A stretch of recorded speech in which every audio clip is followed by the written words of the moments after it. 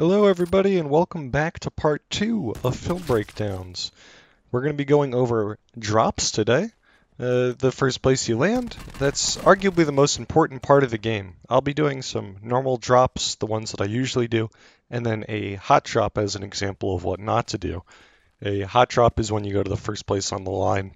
Over the concentrated area, the big parts of the map. Certain parts of the map are more explored than others, like Nuketown is dropped at way more than Factory, even if they have equivalent loot. So, as much as I like Factory, I'll be going to Nuketown for one hot drop, and you'll see just how bad it can turn out. I'll also be going over what guns to get and what perks that you should grab as well, because some you should mostly leave behind, and then at the end of the video, I'm going to be doing a tier list on the guns. That way you can really understand if you have gun A, you can either decide to grab gun B or to leave it, that type of stuff. So, let's get right into it.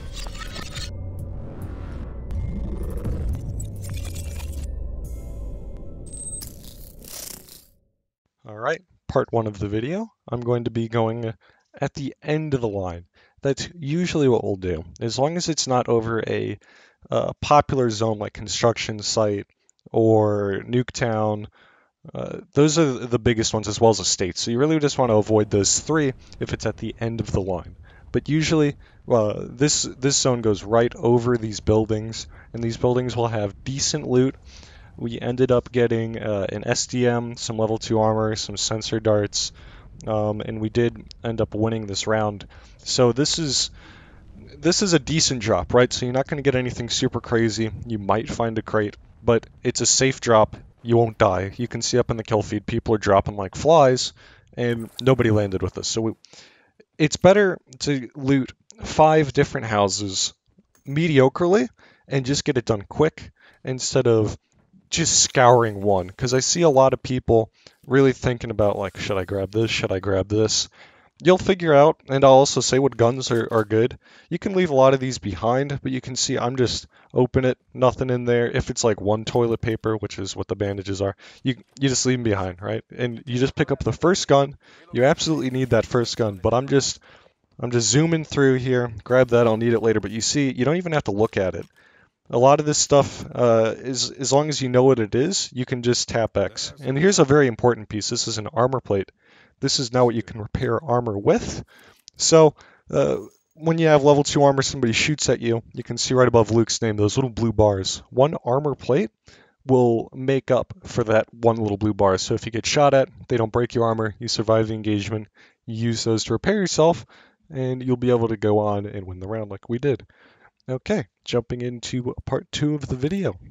Okay, so here we are. The line is going to go right over construction site. So this is an example of end of the line, and you might want to avoid it because it's a super hot area. So we drop there. I think everybody dies but me. Alright, so here we are. There's no gun. I'm not even bothering, you see. If it's not a gun, don't waste my time. Here's my first gun. Now I can survive. Immediately get shot at, just jump. Just jump, because you can get loot down here and work your way back up. But this dude made a stupid decision. Came right down here. Like I said last video, just things you hate to see. That. Okay, here it is. This is the hot drop. This is where we go Nuketown. You'll see that I was contemplating going towards the end of the line towards those houses again. Safe drop. But for the content, I'm going to show you guys why you don't drop at the beginning line. Look how many flares there are. Do you see how many other people are landing with us? And there was nobody at that last place. So we're going here.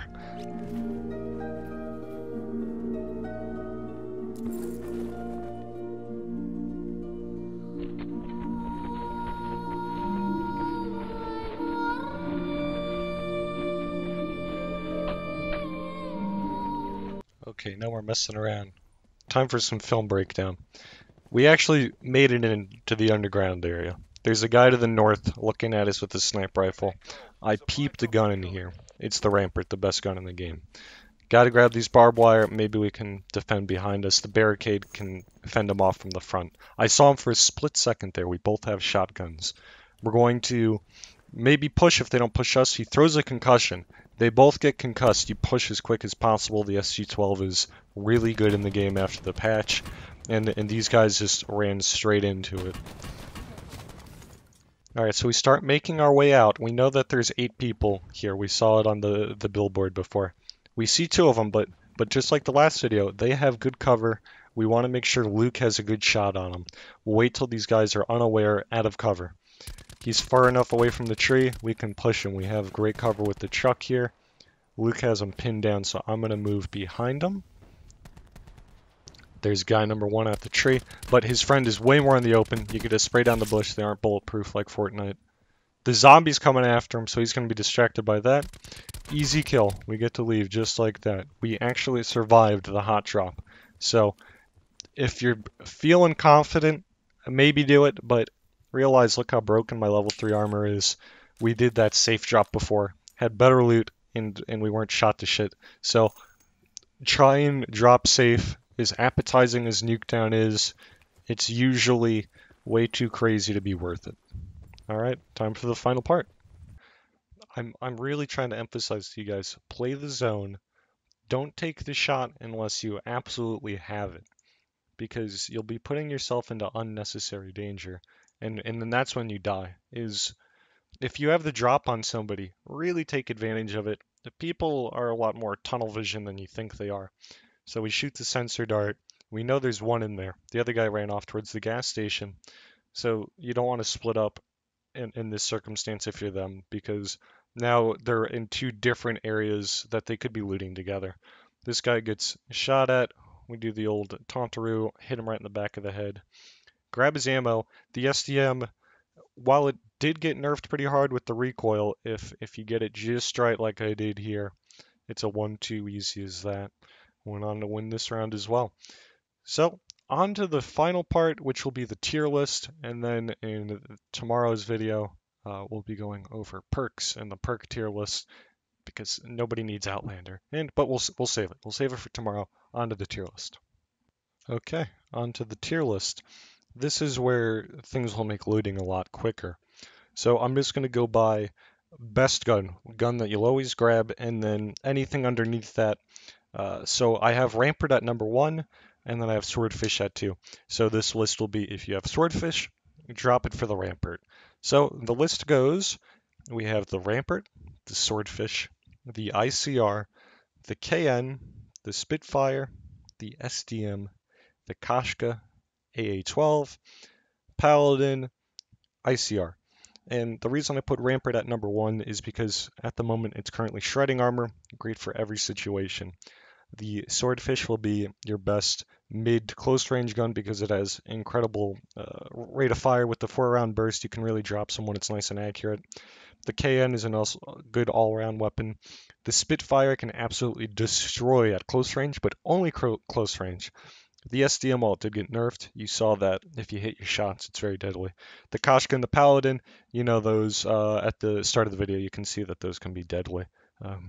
Always get people when they can't get you back.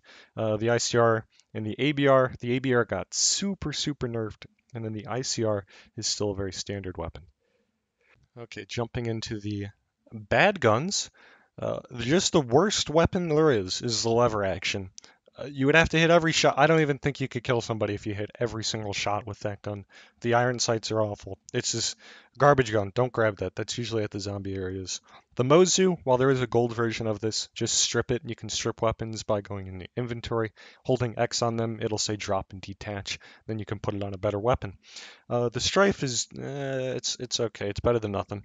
The Cordite is god awful. The GK5, it's just one of those weapons where if you find that at the beginning, you might as well use it. Same with the MX9, but I would not recommend carrying them if you had the option of any of the starting weapons. The Vapor's trash. The Maddox can't really kill anybody. The Titan, while there is tons of gold versions, you find the gold version all the time. So anything in a crate that doesn't just say Titan, it'll say like Titan blah blah blah. That just take it out, strip it, put it on your better gun. The VKM, while it is 50 cal and 50 cal is like, oh, those bullets are really big, it's awful. Don't pick that up. All these weapons here are bad. Only grab them if it's your your only solution. But if you see a KN and you're like, oh, but I get kills with my Titan. No, you don't. There's no there's no way. So just grab the KN and do yourself a favor. So there it is. That's the end of this video. We'll be jumping into perks tomorrow. Thank you guys for watching. Please sure to drop a like and subscribe, and please visit This Is Secret. He's making some pretty good Black Ops videos, so check him out. And peace.